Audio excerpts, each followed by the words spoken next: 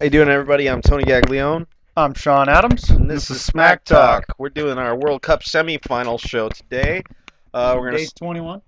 It's a lot of days. A lot of days of World Cup coverage. We're gonna start off with the first game that was yesterday in Brazil. Not kind of in Brazil and Germany. I mean, they did take the field, didn't they? Okay, before we go into anything else, let me just say this. Germany had 14 shots. 12 of them were on target. You're rocking like a 93% right there. Yeah. It's pretty dirty. Yeah. It's pretty nasty. Speaking of nasty, Miroslav Klose in this game broke Ronaldo, Brazilian Ronaldo's not World to be Cup, confused with Cristiano Ronaldo. broke his World Cup goal-scoring record of 15. He was tied going into this game. Broke it in the 23rd minute. He is now the single holder of the most goals in World Cup history at 16. Still has a game to play. Well, either, for people that don't know, there's a third place tournament game to play. Well, no, he's too old. There's the third place game. So even the loser of these two matchups still play one. Yeah, they're gonna have to play each other. Brazil and the Netherlands. Let's go. Let's talk about the stats. We'll talk about the score and what happened later. Stats: 18 shots for Brazil, 13 on target. Most came in early in the second half because they didn't show up in the first half. 14 shots, as Shawn said, for Germany, 12 on target. 14 fouls for Germany, 11 for Brazil. Corners were 7-5 in favor of Brazil. Offsides were 3-0, 3 for Brazil. 51-49 in possession, but there's a reason for that we'll get into. Yeah. One yellow card for Brazil was Dante late in the game. And 7 saves for Germany, Manuel Neuer. And zero saves for Brazil. 0. That's a 0. I don't care what that says. That's a 0. It says 3. It says 3, but it's a 0. So the reason why I say that is because the game was 7-1. It is the worst World Cup defeat ever. Yeah. The last time Brazil lost like this was 6-0 to Uruguay in 1924. This is when Uruguay was like the sole power of football. For those who don't know, they won the first ever World Cup in 1930. Them in West Germany at the time. What? Them in West Germany. Well, West Germany was later in the 60s and 70s. For those of you who know, football started in England. England was the dominant team for a long time. Then Uruguay and Brazil. Brazil was up there, but Uruguay was really dominant. And then Hungary from the 40s to the 50s. That's because most of Europe had been blown up in World War II. Hungary was the only people that focused on soccer for a long time. I know, it's so bad. All right, let's go over the goals real quick. 11th minute, Thomas Müller. Gives them 5. 23rd minute, Miroslav Klose. 18 seconds later. Tony Kroos in the 24th minute. Right after the kickoff. 26th minute, Tony Kroos. 29th minute, Sami Khedira gets in on the action. Then a sub happened later in the second half. Yeah, well first of all, halftime. 5-0, which is the first time that it's ever been 5-0 in the World Cup in the history of the World Cup. Yeah, that's like WTF. Dude. You walk in the locker room and Scolari, the Brazilian coach, is like, what the? O-M to the F-G. Yeah. You know what I'm saying? Brazilian fans were saying F to the M to the mother L. Yeah. It was ridiculous. Yeah. 69th minute, after a sub, Schürrle came in. Rocketing the ball off the crossbar. Yeah. Now, none of the goals that Germany scored were given.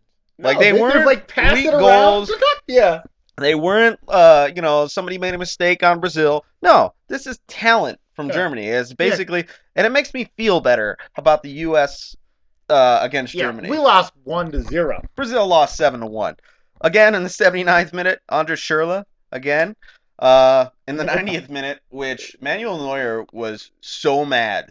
Like, okay, let me play this out for you. 89th minute, Mesut Ozil. Hold on. 88th minute, it's 7-0. Yes. Germany starts a counterattack. Yes. Mesut Ozil, in the 89th minute, as it came to be at that point, had a wide open goal. And out of pure class, and I love the guy for it, even though he plays on one of my rival teams, which Shawn loves, Arsenal, missed the goal on purpose. On purpose. He had a wide open shot. And he didn't want to put any more negativity that the Brazil fans were already crying. Yeah, because it's 7-0 Yeah, at the time. it's bad. already. So, I mean, it's a show of class. It's a show of sportsmanship. Yep. I absolutely love it. But on the ensuing goal kick Mm-hmm. was a counter, and Oscar made a great move on the German defender. I don't know who it was at the time. I think it was Mertesacker, yeah. Yeah, he got subbed in for And Oscar put it in the 90th minute. There was only 1 minute of stoppage time, which thank God the ref only put 1 minute of stoppage time because this game could have been 8-1. Yeah. But because Manuel Neuer was pissed. He wanted his clean sheet. Yeah, he wanted his clean sheet against Brazil. I mean, everybody gave up. Everybody gave up as far as. Well, I would too. I would have given up. I guess. I would have given the moment Shirley puts it in 6-0 for the remaining 21 minutes. I would have just been joking on the field, kicking a ball out of play, doing fancy tricks. Yeah. You know, rainbowing over your head and stuff. One more little stat. Germany was trailing Brazil in this World Cup by 4 goals to start the game. And obviously they're minutes to tie that. They're up by 3 now. Yeah. So and they have another game to play. There was no Neymar. Most people blame that on Brazil's loss, but the most important thing was the Thiago Silva suspension. Yeah, because if Thiago Silva was in, the defense would have been there. That's their captain, and that's their best defender. For those of you who don't know soccer who are watching the show, I mean, that's like calling your middle linebacker a captain, the guy who calls the plays in football, like a Brian Urlacher, a Ray Lewis, a James Harrison, or somebody like that, calls the defensive plays on the field. They didn't have that. Yeah. Not only that, they didn't have that. Because of that, Marcelo pretty much played as a left winger all game.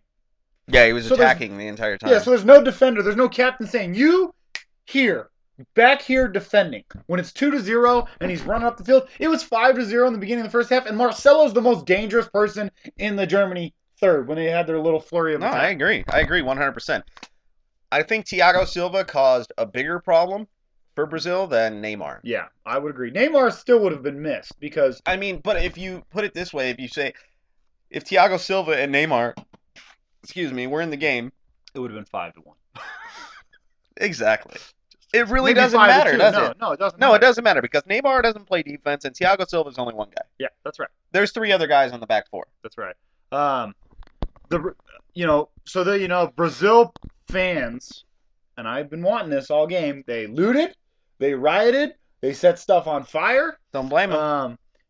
It was going to happen once Brazil lost, but when you lose 7-1, it happened. Show of class by the Brazilian media.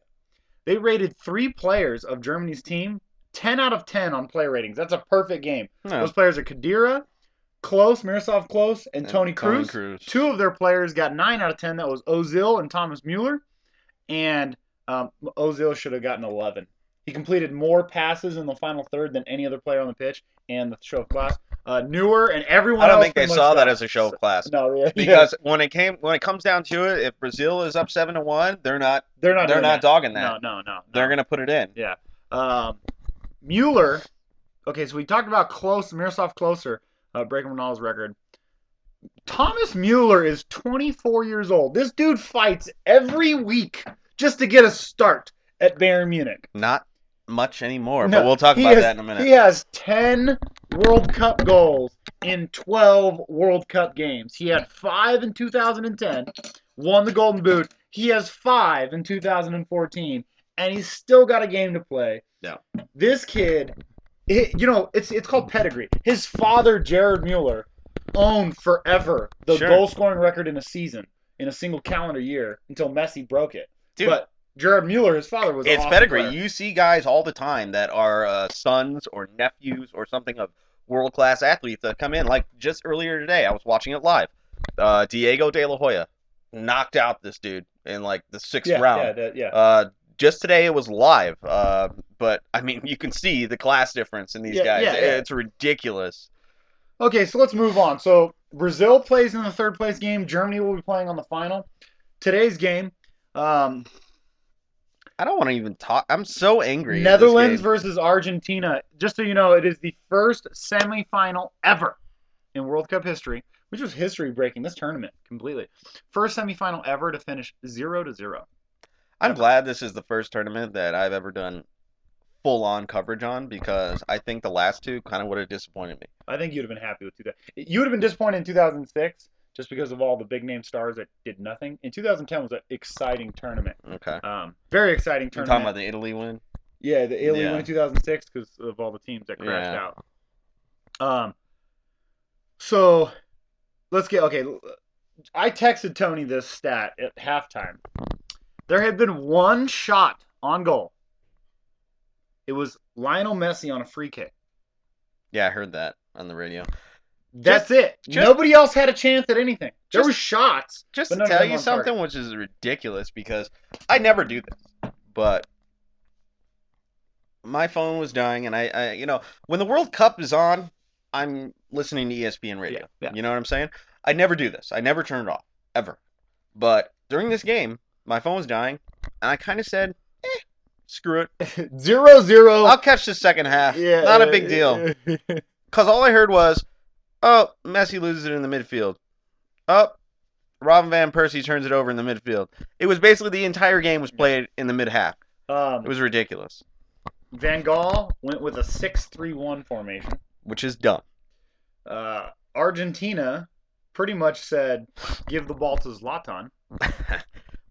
With no Di Maria. That's a big injury. No, it's a huge injury. Even though they had Sergio Kun Aguero, who looked great, it's a different dynamic than when you have the pace of Di Maria. Yeah.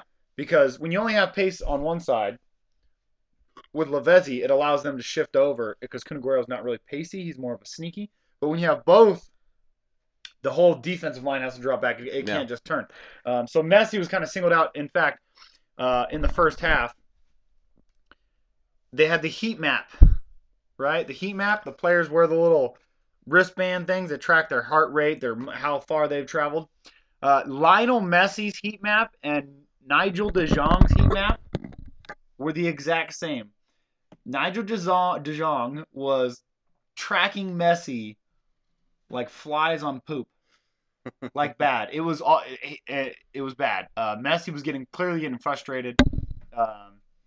So it goes in the second half, and it stays 0-0. I mean, there was more chances. Okay, so stats. It says Netherlands had 7 shots, 4 on target. I'm going to tell you they had 1 shot. 1. It was in the 78th minute. That was an Aaron Robin chance. That was it. See, what's irritating to me is that Van Gaal usually plays 2 strikers, and he usually plays Arjen Robben and Robin Van Persie to start the game. What he does after that is a mystery. But playing 1 striker is basically saying, okay, we're just going to sit back and try to defend Lionel Messi. We're going to do a Costa Rica. Yeah, we're going to sit back and park the bus. Yeah. And that's basically what they did. Unfortunately for the Netherlands, they don't have the defense to do that. Yeah. I'm surprised Argentina didn't win this game regular time. Yeah. Argentina, they had 8 shots, 5 on target. Now, in the second half, okay, so they had 1. There are 4 shots. 2 from Lionel Messi in the second half. 1 from Lavezzi, and I think Garay had a shot from like 30 yards out. Those are all good shots. The fouls, Netherlands had 15 to Argentina's 10. 4-4 in corners. 4-4 on offsides. 53% possession for the Netherlands. That's just basically because they parked the bus. Messi gets the ball, dispossess them, keep the ball for a little bit. Sure. I tell you that Netherlands played the ball backwards to their goalie more times than I've ever seen. In fact, I always tell people about a drinking game that we play. When you pass back to the goal, you got to take a shot. Yeah. You would have been slammered. You would have been drunk texting ex-girlfriends of other people. Very because true. of Netherlands. It was so You know bad. what's awesome is that at let's pull this over. At 2:30 p.m., I got this text from Shawn that said, "This game is so boring. Argentina 1 shot on goal, Holland 0 shots." Yeah, it was boring. I was watching it. I literally had an opportunity to make overtime. I just got a raise. I could have made overtime. I told my boss, I was like, I'll work tomorrow. No big deal. I want to go watch the Argentina game. I literally left work 15 minutes early and still wrote down that I, worked full time. I got home, put the thing on, hooked it up to my Wi-Fi spot, put it on my TV, and watched the game, the first row sports, and watched it on my screen TV, and literally thought about taking a nap every minute once I got into like the 30th because I realized the game was not going to change. So there was no game until penalties. Hold on. Let's go to a penalty. Okay, first off, Romero. This is his 9th game this year. 9th game. Looked great. Okay, so they use subs, right? Van Gaal has to sub out D. Martins in the first half because he's just playing super aggressive. He makes 2 subs late in the second half, which you didn't have to do. Nope. That leaves out no Tim Krul. So now you're putting a guy who has faced 0 penalty shots. Yeah, Cleveland. He faced 2 and he gave them both up. Yeah, here's what I see. Van Gaal, after the ballsiest move in World Cup history, decides to brain fart. Stink it up. Yeah. He couldn't. It would have been classic if Krul had come in. How hard is it to? I mean, you're going to extra time. You should know that with a 1-striker attack and Robin van Persie to start the game, which you subbed out eventually. Yeah. Which you didn't have to. No, you didn't. Been a penalty taker. Yeah, exactly. And you should have known that you're playing for extra time. You're playing for. I mean, that's the style that you're playing. Counterattack, full counterattack. So, my point is, why not leave that extra sub, that one sub for Tim Krul? Because you already made a genius move last game. Okay, I'm going to say something to that point. You subbed out Van Persie for Klaas-Jan Huntelaar. Did Klaas-Jan Huntelaar take a penalty? No. That's my point. Here's the problem. I didn't see much of Memphis Depay in this game either. No, Memphis Depay did not have a good. You know why? You know why that is? That was striker. That was Garay though, because he's playing in the midfield. It allows Garay as a center. You give him credit. To you give him credit. He moves side to side. That's fine. Depay is playing on a wing, so it's got more. The problem is that if you're playing 2 strikers ahead with Arjen Robben and Robin van Persie, it leaves the space for Depay to go into the middle and pick up balls. That's his strength. Yeah. You saw that's where he scores his goals. That's right. Off of rebounds. That's where he created chances too. From 20 yards out. Drifting out. Exactly. Yeah. Instead of playing outright wing. No, he's always playing outright wing like Theo Walcott excels in that kind of thing. You know what I'm saying? Arjen Lennon, people like that. They go around the side and they use their speed to their advantage. They drift in the middle and you think, oh, he's not getting the ball. And the next thing you know, they've taken off back to the wing and it's a goal. That's right. Ron Vlaar of Aston Villa. This guy is the first penalty taker. What the frick was Van Gaal thinking? Yeah, because he missed it. Oh, my God. Not only did he miss it, he telegraphed where he was shooting the ball, and Ramiro just ate it up. Mm-hmm. Ate it up. Yep. He basically looked to the right, turned to the left, hold on, and shot to the right. What he did was he walked over to Romero. He moved Romero into place. And he said, "See this right here? I'm gonna put the ball right here. So do a little fancy stuff, but remember the ball was going right there. Went back, took his penalty, and shot it." Irritating thing is that I praised so highly the penalty takers of the Netherlands, and I said, you know what? That can't be beat. Yeah. And they put out a lineup this time that was easy to beat. I'll tell you what, if Klaas-Jan Huntelaar or Van Persie takes that first penalty, it's in. They're both better penalty takers than Ron Vlaar. Ron Vlaar is not even a penalty taker. I know. Well, I don't understand why you put in a sub like Huntelaar and don't give him the shot. And don't give him a shot. Yeah, I know. I mean, so Messi goes on, takes his penalty, and of course he buries it. Then Arjen Robben takes his penalty and buries it. Okay. Then Garay takes his penalty and barely buried it because Clayson got a hand on it. Yeah, he did. This Benfica kid, I don't know how long he's going to play at Benfica because not for long. Yeah, exactly. Not for long because he looks really good. And this World Cup has made so many players turn into millionaires that it's incredible. This guy actually worth it though. Yeah, this guy's worth it. The next guy that came up was Wesley Sneijder. He had a good kick. You have to give all the credit to Ramiro. Yeah. It's a save. It's a clear save. It's not a miss. Yeah. It's a clear save. Easy. Not easy. It was a great save. So now Argentina's up 2-1, and they're up on kick advantage. Yep. Because now they get to take. Now they're taking the shot. So then Sergio Kun Aguero comes in, makes his only contribution to the game, scores a penalty. It's now 3-1. I mean, but look at the lineup compared to. You got Vlaar, Robben, and Sneijder, great. And then after the Aguero, you had Dirk Kuyt. Yeah, Kuyt. Who came up. He nailed it. He's a good penalty taker. Yeah, that's great. He's a good penalty taker. But now you put it on a guy like Clayson. Yeah, a guy who's barely ever faced a penalty kick against Maxi Rodriguez. Yeah, a great player. Yeah, and Rodriguez, look, Cleason got to the ball. It was just too much on it. His pace. It has nothing to do with too much on it. Because you know what? If Krul was in, the hand strength would have punched that out. I agree with you. But I will say this. The kid was in the right direction. Put his hands on the ball. One time out of the 4? Here's what I'm saying. When you're a penalty taker, if you're not going corners, If you're gonna go middle in, you have to hit it with pace. you have to hit it with pace. So you Yeah. got to give it to Max Rodriguez because he bulleted the ball in there. So you're right. And another thing too is body positioning, because when you overdive, you lose hand strength when your hands go back, because that's what he did. Yeah, and then you got to flip your legs. Yeah. If you're getting on it, your hands are going to knock it out. But he overdove, so his hands weren't fully extended. Yeah, basically he was diving, his hands were up here. So the hands do that. Instead of out. That's right, because if they're out there, it stops it. But the hands do this, and it still went in. And he got both hands on it. Mhm. It's not like he got a fingertip or something. He got both hands on it. It rocketed through his hands. And you know what? That's the inexperience that comes from a guy like that in Cleveland. So honestly, I don't understand why he was starting. I don't understand why he started any of these World Cup games. I think Tim Krul would have been the definite number one and Michael Vaughan number two. You got to give it to Van Gaal for making the choice because they made it this far. I think the mistake. They made it this far in what? Arjen Robben? No, I'm just saying. I think the Van Gaal mistake goes from showing his hand by putting Krul in the last penalty, and then because you got to think about it. Netherlands started out great in this World Cup, but their performances steadily died off. Oh yeah, I mean they even went down 2-1 to Australia. Yeah, and they had to come back and win that game. I give it to Van Gaal for the first one, but this was definitely. Who did they play in the quarterfinals? Costa Rica. No, that was.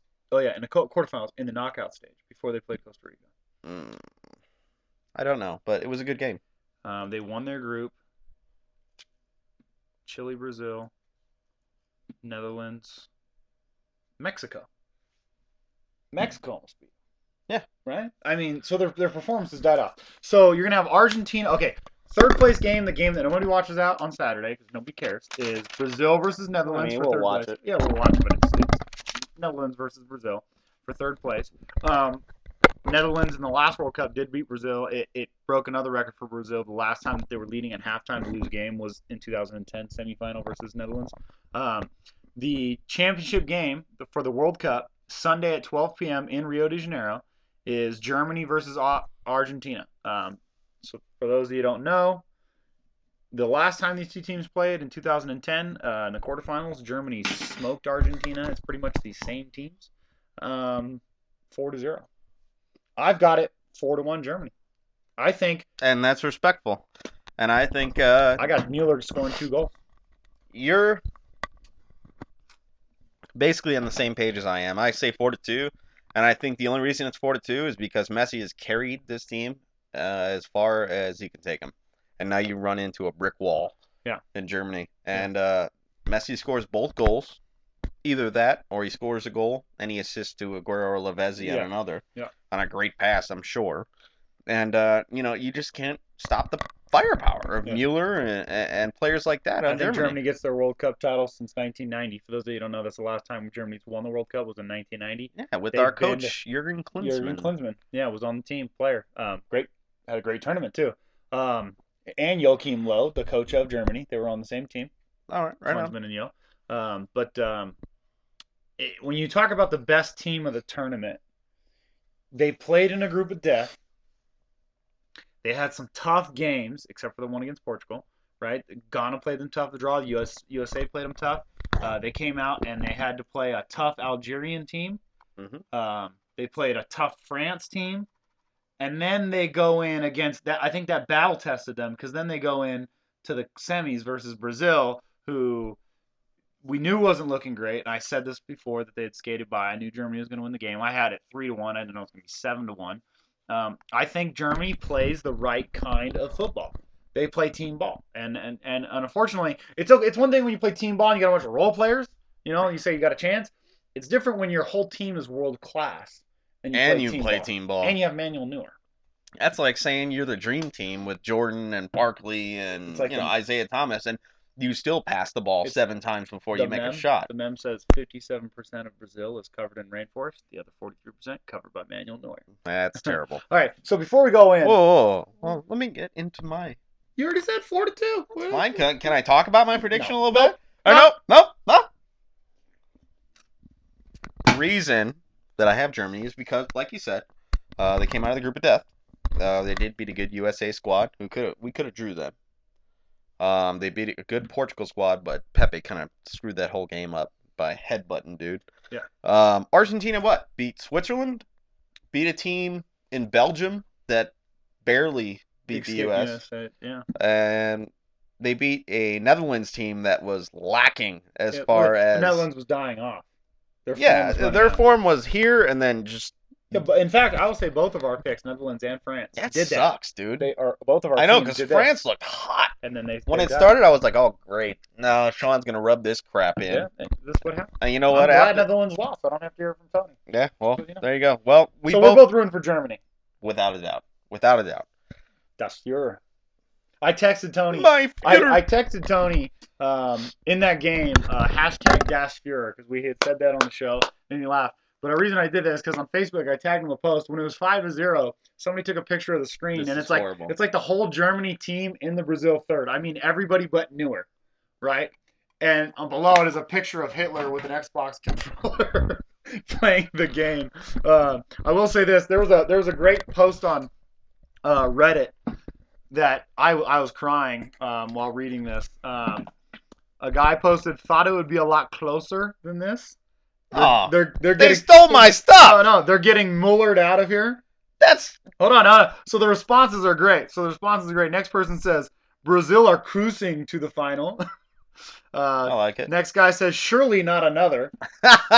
Then some random woman just says it's painful, and the next person, then another guy says, I can't watch it anymore.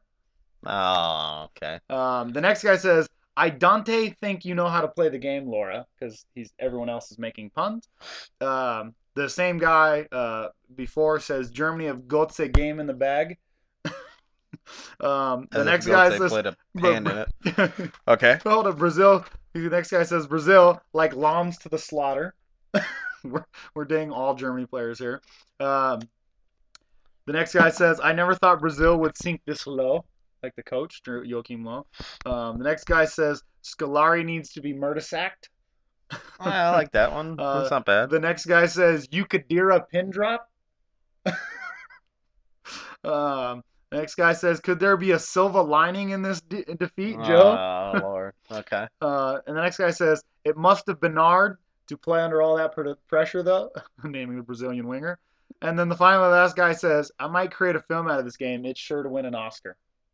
I thought that was classic. That's good. That many puns on a single Reddit post was awesome. I like Reddit. Let's get into... Before we get into that, let's talk about the board. Oh, okay. Okay, so we've got the golden boot, the golden glove, and the golden ball. Now, I will tell you that the golden ball, the short list of 10 people, comes out Saturday or Friday night before the third place game. It gets voted on in the middle of the final. It gets voted on at halftime by a committee, not by the fans. So we put our top three. David Luiz was the second leading goal scorer to Brazil once they lost Neymar. He had a great tournament, except for the Germany game. Germany game. Plus, he had the best goal of the tournament, in my opinion, with the rocket shot. Thomas Mueller, probably one of the best, probably the most valuable to his team, put it that way. Scoring 5 goals and being second in the Golden Boot, as we'll talk about in a minute. And Karim Benzema scoring a lot, making chances, giving assists. At one point, he had tied for the most goals and the most assists. That's all been drowned out now because he is thing. So I would say the Golden Ball. If Mueller doesn't win the Golden Boot, Mueller gets the Golden Ball. I agree, and the only reason is because you think about awards like this when it comes to the both. Yeah. You see a lot of people get the Maxwell Award for best quarterback, but not win the Heisman Trophy. Exactly. I think David Luiz gets the Golden Ball because he was the most valuable to his team, in my opinion, because he's the only one who really made noise on Brazil. Yeah. Let's talk about the best young player, De Bruyne. The guy that scored the game-winning goal, or the deciding goal in the USA game. He had a great tournament. He scored against Russia. He was the game winner against Russia. And the midfielder made everybody look bad. Mm-hmm. I mean, the speed, the handling of the ball, it was ridiculous. For a young kid. Yeah. Watching this guy play was insane, and I don't know what club team he plays for, but Ajax, he's not going to play there for long. No, Ajax is just an academy. Memphis Depay. Yeah. We were both high on this guy to start the tournament. He's kind of fizzled out now, but in the group stage, he made a hell of a lot of noise. Yeah, and he's still a good young player. Definitely had a great tournament. Brought his team very far. Today's game was a little bit different based on where he was positioned. I blame that on the coach. We got to put Thomas Mueller in there. This kid's only 24 years old. He's probably the best player in the tournament period. That's why I've got him for the gold ball. Plus, he's only 24 years old. Unfortunately, I think Mueller won the goal, the young player, in the last tournament. No. He didn't? No. Well, I don't think he's eligible, but he's still he wasn't young, on the list. 24 years old. He's younger than me. He's young. Okay. The You're guy old. that's probably gonna win the best young player award, without a doubt, because he could possibly win 2, is James Rodriguez of Colombia, plays for Monaco. Not for long. Yeah, not for long. Actually, he just signed a new contract. Yeah, right. This pretty much just puts transfer request. Then Edison Garay of Argentina, great center defensive mid / defender. And then Joel Campbell. / defender. I mean, the guy has put so many shots on goal. It's insane. I know, but he's listed. No, yeah, he's listed. Yeah, but he runs up into the striking zone, and he puts a lot of shots on goal, as he does for Benfica, especially. So. And then the final player, the soul of the Costa Rican team, is Joel Campbell, Arsenal player. It's going to be interesting to see what this kid's career does, because he scored a great goal for Olympiacos against Man U in Champions League. Yeah, scored against Italy. He did a lot in this World Cup. And he was basically the only striker, and they just basically lobbed the ball over and just said, "Hey, Joel, go get it."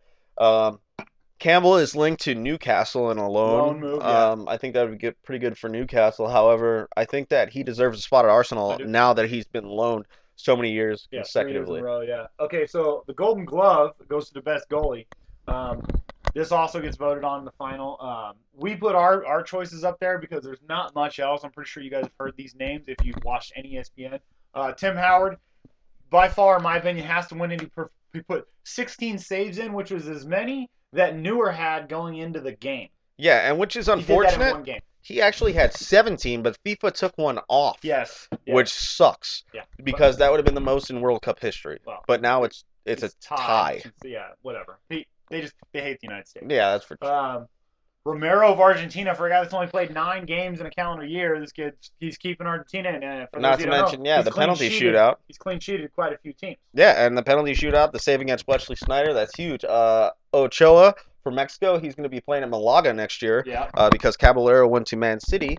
So Ochoa, I mean, basically saved Mexico in the last part of the group stages and pulled golden horseshoes out of his butt the whole time. Yeah, and then Keylor Navas of Costa Rica was the reason why Costa Rica went as far as it did, not just the Joel Campbell thing, but Keylor Navas had a great tournament, period, because he made save after save after save, and he clean-sheeted Italy. Clean-sheeted England. Clean-sheeted Greece when they only had 10 men. Yeah, he clean-sheeted Greece. And then won the penalty kick. Not only that, he only gave up 1 goal in the group stage, and that was a penalty to Uruguay on an Edison Cavani penalty. So you could literally say that Costa Rica's defense was probably the best defense of the tournament until they lost on penalties. So it's not like they lost on goals. And then David Ospina of Colombia had a great tournament. He had a great tournament in the previous World Cup too. He's a goalie that's getting up there higher in age. He's getting to his prime, 28, 29 years old. He probably will make one more move in his career, and he'll probably go to a big club. Yeah, without a doubt. Manuel Neuer is our last pick if you see him on the side. I mean, it's not too hard to say that. He's the best goalie in the world. Yes, he is, without a doubt. And he just, every shot that faces against Germany, he saves. So. The mem in the France game, Benzema shot, he's looking at his cell phone. And he's taking the shot, the one-handed Yeah, the one-handed save. That was great. The Golden Boot right now, has nothing to do with voting. This is just who has the most goals. James Rodriguez has 6, which is awesome because he didn't play in the semifinals. That's right. So he's still the leader with 6. Thomas Mueller has 5. Just so you know, Rodriguez, Golden Boot, this goes into the Golden Ball thing, the best player. He has 6 goals, 2 assists. Mueller has 5 goals and 3 assists. Messi has 4 goals and 1 assist. Neymar also had 4 goals and 1 assist, but Neymar is out of it. So those top 3. So you could see Mueller and Messi potentially tie. Or even jump, or even jump. If that's the case, they do split the golden ball, all 3 players. Okay. Or the tie, all 2, whatever. Well, because it's possible. Hey, I mean, I said 1 and Messi scores 2. I said Messi's going to score 2 in my prediction. So I think Mueller's going to score a 3-way tie. You know what? That's great. That would happen. If that would happen, what I would say is they do give all 3 the ball, make Mueller and Messi split the golden ball, give Rodriguez the best young player. and then for No, man. If those three split the ball, or no, if what I'm those saying, three give split, them each an extra trophy. nah, I don't like it. If they all finish with a, I mean, I think if they win the Golden Boot, their names mm, are off for the rest of okay. them. But Usually you that's what they know, do. Usually that's what they do. When you win the Golden Boot, because Mueller won the Golden Boot and also was in the contention for Golden Ball. Won the Golden Boot. They gave it to Diego Forlan in the last yeah, tournament. So and I see has won the Golden Glove. yeah. Um, and believe it or not, the best young player of last World Cup was Luis Suarez. Just so you know. Yeah, we won't see him for a while. Let's talk about some transfer news. This Speaking World of Cup Luis Suarez, he's has, going to Barcelona. yes, this World Cup has made big impact on the summer transfer window, which opened July 1st. Yeah, July 1st. Mario Mandzukic, former Bayern Munich striker, who's out of his way because now that Lewandowski has officially been announced, is signed with Atletico Madrid because they sold Diego Costa to Chelsea. I don't think it's going to be very hard for Thomas Mueller to make a case for the starting job at Bayern Munich anymore. Him and Lewandowski together would be disgusting. Yes. Disgusting. Alexis Sanchez and Matthew Debuchy are going to Arsenal. Debuchy for reported 7.9 million transfer fee with contingencies of loan, possibly Carl Jenkinson and Joel Campbell to Newcastle, or outright $11.5 million pounds with no loan deal. Arsenal's a penny pincher, so I mean that's what we do. Yeah. So they'll probably loan out Joel Campbell or Carl Jenkinson. I don't want to see Carl Jenkinson go because that's an Arsenal fan. Grew up his father's a fan. He's an Arsenal kid. He's young. He has time to. Yeah, but he you gotta could go. Deputize. No, but he could deputize for Debuchy, just like he deputized for Sanya, and he's a great player. He's a great sub. Yeah, he's exactly. Put it so that it's way. not He's like a role player, and he comes in when needed. He doesn't need to develop somewhere else when he can. He's already developed. Yeah, he's 23 years old. He's got 4 years. Debuchy gets injured. You got a kid that's had a game experience, scores big game goals. He's played in big games. Alexis Sanchez, the Chilean winger, probably had the best tournament for Chile. Awesome. Barcelona basically gave his number to Luis Suarez. They've already started selling Suarez jerseys with the number 9 on it. Sanchez today, I say it's done. The Arsenal hasn't officially announced them, but Sanchez's hairdresser posted a picture on his Twitter account of him and Alexis Sanchez saying Alexis stopped in to say goodbye. He's going to Arsenal. Gave him an Arsenal jersey with his number on it. The hairdresser. The hairdresser. That's how the transfer window is done now. The Cavallero from Malaga is going to Man City, which is going to cause big problems for Joe Hart. Yeah, no surprise there because that's Pellegrini's old team. He's got his goalie. Dude, but now you have a real goalie, not Pentillimon, who went to Sunderland. Well, yeah, but he's not gonna. Caballero's not a backup. He's gonna push. He's gonna push Joe Hart definitely. And in that moved Ochoa over to Malaga, who was unsigned. Yeah.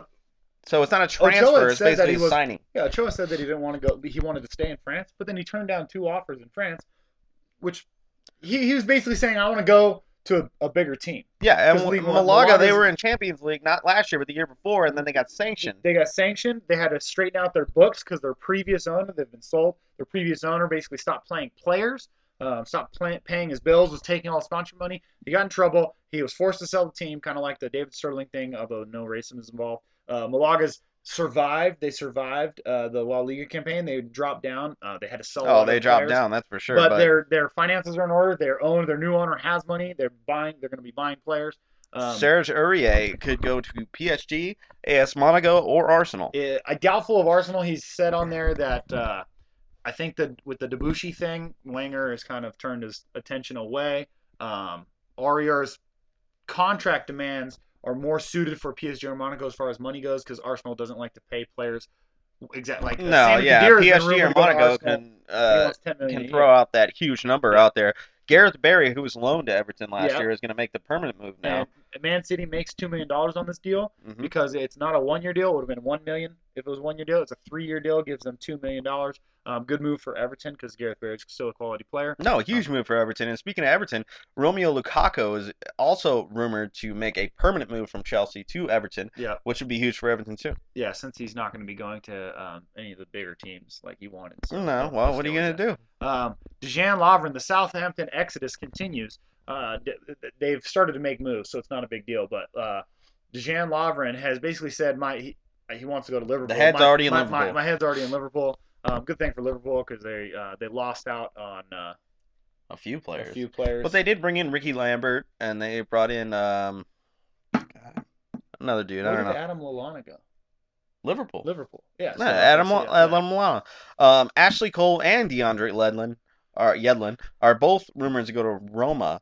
I think Yedlin is more He's on a trial. Yeah. likely Yeah. Yeah. because. No, Cole's already a Roma player. He's already Oh, down. okay. Well, that's already followed. named. He's the last. David Beckham was the last English player to play in Serie A. Ashley Cole's gone there. Roma's made quite a few moves. In fact, Roma is trying to surpass Juventus in the league. They were second place last year. Speaking of Juventus is basically got Alvaro Morata of Real Madrid, who was a longtime Arsenal target, but they've pretty much lost out on every player that they've been going after this summer so far. Well, there's still rumored there's it's, still rumored to get Patrice Evra from Man United. Yep, for $2 million. Yeah, which is not a lot of money. So especially for Juventus. Yeah. Rio Ferdinand, speaking of Man United, is going to go to QPR. So it looks. The deal's not done. It says rumor, but as far as it looks right now, Ferdinand's a QPR player. Speaking of QPR players, Logue Remy is reportedly rumored close to personal terms with Arsenal. QPR has already agreed on a £8.1 million transfer. They just got a thing. So that's. I just want to say something about Arsenal. If you look at our team, we have French, German, English players, and we don't just have one of them. We have lots of them, which helps team chemistry when you have guys that can speak the same language in the locker room. You got Podolski, Ozil, Mertesacker. Of course, man. You've got Wilshere, Theo, Ox, Jenkinson. You got English players. And I feel like that's the same thing that's going on. Unfortunately, I'm going to talk about my team at Man U. Where Van Gaal is pulling in the Dutch players. Yeah, I mean, they already have Robin Van Persie. He's probably going to be the captain next year. They already got Dirk Kuyt. They have Dirk Kuyt. They're pulling in Shaw, Luke Shaw, Wayne Rooney. They got the players, Michael Carrick going. So, I mean, Tom Cleverley, even though he's rumored to leave. They're also looking at Jordi Jamat, the defender who's in this game today. Played well.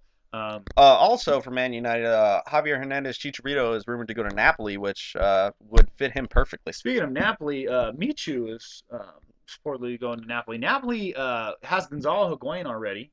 Either one of those strikers would be awesome next Maurice to Higuain. Hamstick in the midfield already. He's still a good player. Yeah, he's good. You strengthen that team. Napoli could look dangerous. Their Champions League is what they want in their money. They know that they could win the league. Like they did with Diego Maradona, but I think that they're building their depth for Champions League runs because that's where a lot of their profits coming from. Yeah, is the Champions League money. So sure, and we already talked about Joel Campbell going to Newcastle. Yeah. From Arsenal, even though I really think that he should stay at Arsenal and get Wenger a sub has position. said he'll have the preseason with Arsenal. Well, we'll see what happens. That goes all the way until the Community Shield. So don't look for his loan deal to be happen anytime before that. At least he'll get his chances. I expect him to see him start in the Community Shield game. I would hope so. I'm expecting to see Joel Campbell. Wenger is the type of person to throw those third string kind of players in there just to see what happens. Yeah. You know what? Gets a lot of guys. League, exactly. Who, a lot by of guys, the way, is having a great preseason. I get the Arsenal emails. Yaya Sanogo, he's French. Mm-hmm. He traveled with the French team, not on the roster. Traveled with the French team and tailed Benzema, Giroud, and Remy the whole time. Yeah. And Yaya Sanongo also played on the under-18 French team. Yep. France team that I think was in the under-18 World Cup final.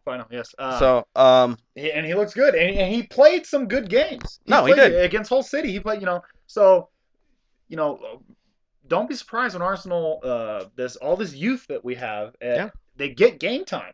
Yeah. It's not like they're. Paul Pogba sitting on Manchester United and doesn't get a game, unfortunately, the Manchester United goes after these big guys and they pay them a lot of money and then they're forced to start them. Yeah. Whereas Arsenal is penny pinchers, like you said. They're kind of, We find Thierry Henry from some second league French team. It happens. We find Theo Walcott from Southampton. Scouting builds teams. What are you going to do? That's right. Let's talk about, before we go, our top 3 players to excel for the U.S. in the 2018 World Cup. Okay, my number 3 is a player that made his name in this World Cup, and I believe he'll be in Europe when he's in 2018. He'll probably be playing for a European team. Is Matt Besler, Sporting Kansas City defender, looked great, played great defense, probably our best defender of the World Cup. I look for that quality to develop. I would like to see him in the Premier League. It's rumored it has some Bundesliga offers, which isn't bad because we know that that's the second best league in the world, or you and I at least do. Most people Well, disagree with yeah. that, but we know differently. Um, it'd be good for him. I think the more defenders that we have, like Geoff Cameron, Matt Besler, John Anthony Brooks. DeAndre Yedlin potentially going to play in Europe is only going to make us more dangerous. Yeah. Because they're going to be playing against world class players, not Without a MLS doubt. players.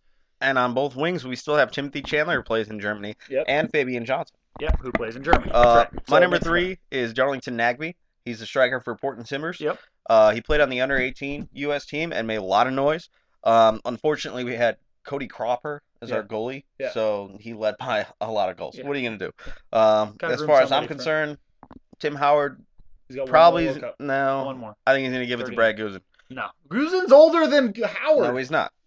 Not by a long shot, actually. Okay, well, whatever. I don't think Howard will be 40. He'll be 39 at the next World Cup. And Guzan will be 33. Okay, well, Tim Howard's a better goalie, so I give it to Tim Yes, Howard. He is a better goalie. I know, dude. I am not disagreeing with you whatsoever. Okay, so here's what I say. If Tim Howard, his performance has dropped off, still on the roster as a backup goalie to Brad Guzan. Okay, fine. Darlington Nagbe, though, speed on top of speed on top of speed. And you know that I love speed. Yep. And Josie Altidore. Say what? He said I love speed. Josie Altidore, Darlington Nagbe, Julian Green. Let's talk about Julian Green. Yeah, Julian Green. Both of our number 2s are Julian Green. Julian Green, he was the pick that nobody wanted on the roster. I hated it. I hated it. Hey, I give everything Klinsmann did in the World Cup proved to me he's a very good coach. He knows what the hell he's doing. He knows what he's doing. I look for Julian Green to make his way up through the Bayern Munich team. Not only that, but potentially get some loan moves to Division II Bundesliga teams. I don't want that. No. They do that. The B team for Bayern Munich I understand. plays in the Bundesliga. They loan him out, but they don't do like England where they give all year. They do like a 2-month loan. I don't even want that. Gives them some first team. I like to see you go like Borussia Mönchengladbach or something. Yeah. And play against players. I think by 2018, he's a starter at a big name club. Without a doubt. If not Bayern Munich itself. Yeah, if it's not in Germany and like a Hanover or a Mönchengladbach or something like that, then he's going somewhere in Europe. Yeah. But he's not playing MLS. I'll tell you that. And another thing is that I would like to see this guy lock down a solid position because right now he can play a lot. Yeah. I would like to see him lock down a solid position, and I hope Jurgen Klinsmann is in his ear the whole time, giving him to play the position that we need. Yes. Filling the gap, so we don't have a lot of depth at one spot, and we see, and then the problem is going to come in the midfield for the U.S. as far as 2018 goes, because you're going to get a lot of players like Jermaine Jones that are way too old to play in the World Cup. Michael Bradley will be old. He's going to play. Yeah, he's not going to play that attacking midfield anymore. He's going to play the center defensive mid, basically. Yeah, and Kyle Beckerman's not going to play either. No, he's not. That was his World Cup. That was it. He's 32 years old. And as far as Juan Halowski goes, that's done. So if Julian Green wants to play striker. I mean, him, Altidore, and Darlington Nagbe, who's a pure striker. Aaron Johansson, Aaron Johansson, definitely. Both of our number 1s are DeAndre Yedlin. DeAndre Yedlin. I tracked this player. It's not complicated. Yeah, we watched this player in his first ever start. I tracked this player his whole career. He's getting better, and I feel like DeAndre Yedlin, if he goes to Europe, will turn into probably one of the best right backs in the game. Yeah, and what's crazy to say, which is good because that can move a guy like Timothy Chandler inside for the U.S. And what's crazy to say is that we watched this guy in his first start for Seattle and played against LA Galaxy. We hated him because He was awful, and he just didn't know what to do with the ball. He had no idea what was going on. He was crossing the ball into the box from 2 feet inside the center line. It was insane. And you're looking at the guy, and he's turning the ball over every time he gets the ball. But now he's calmed down. I think he was a little too. His adrenaline was pumping when he got on the field. He was a little too. I mean, you can't be crazy and high-headed or hot-headed when you get into a soccer game. Yeah. You have to relax. Yeah. Otherwise, that's it. That was 3 years ago. I think he's matured. He's only going to get better. I think getting the World Cup times, because he was the most used sub in the World Cup. Wasn't very many minutes, but he came in big time, and he was dangerous the whole time. I think teams saw that. I think he gets a chance in Europe. And, he's going to have ups and downs in his career. That's what careers are about. Yeah. But I look for that kid to be probably one of the best right backs in the world. And every time 2018 happens. I'll give it to you. And every time that DeAndre Yedlin touched the ball, he made noise for the U.S. in the sub. It's crazy to me because I think he replaced Fabian Johnson via injury one game, yeah. and then he replaced DeMarcus Beasley in another. He replaced him in the 26th minute and played the whole game against Belgium. Well, there you awesome. go. Yes. He looked awesome, and every time there was a through ball on the right side, Yedlin was 4 or 5 steps ahead of the midfield from the opposing team. Yeah. Oh yeah. So yeah. it was ridiculous to watch this kid play, and I think you're right. I think he's going to be top 10 right backs in the world as far as the next 4 years go. Yeah.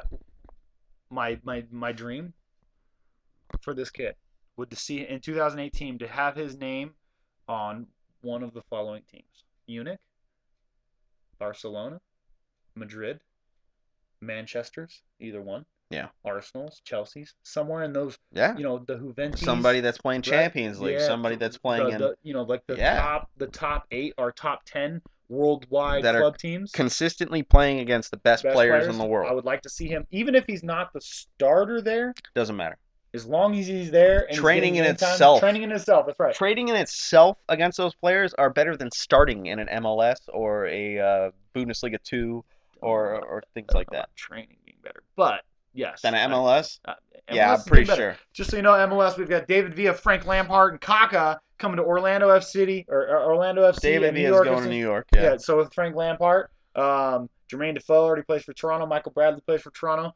In 2018, the MLS will be better than French League One. I think it will be as top heavy as French League One. Oh, I don't think they'll be top heavy with the salary cap. I'm gonna say they're better than League One in 2018.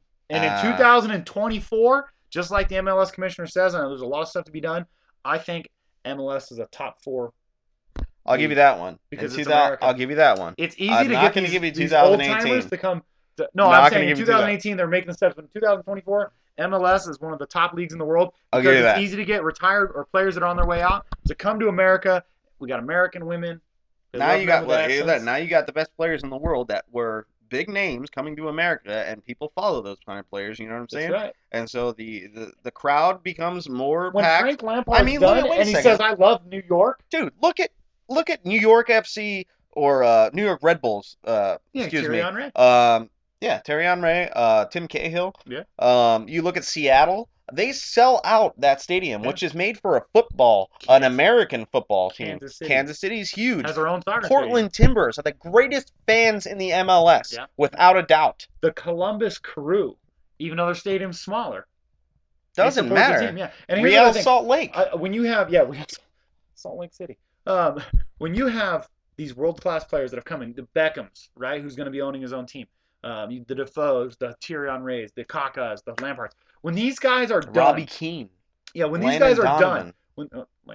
Hey, we're talking about world-class players. Landon Donovan. Okay, so when these players are done, when their careers in the MLS are done and they've decided to retire and hang it up, they're going to be talking to their English buddies, their Italian buddies, their French buddies, their German buddies, their Brazilian buddies.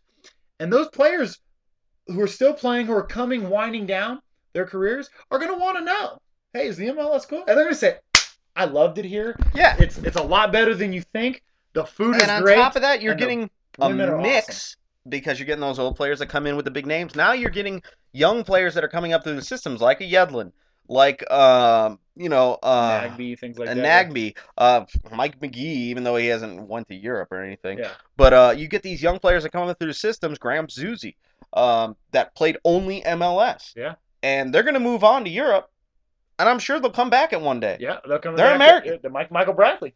Exactly. Come back. Started Chicago Fire, I think. Clint Dempsey. Clint Dempsey came back to Seattle. That's right. MLS will be there in 2024. I don't know about 2018. 2018, yeah. All right. That's it for the show. We're going to cover the World Cup final.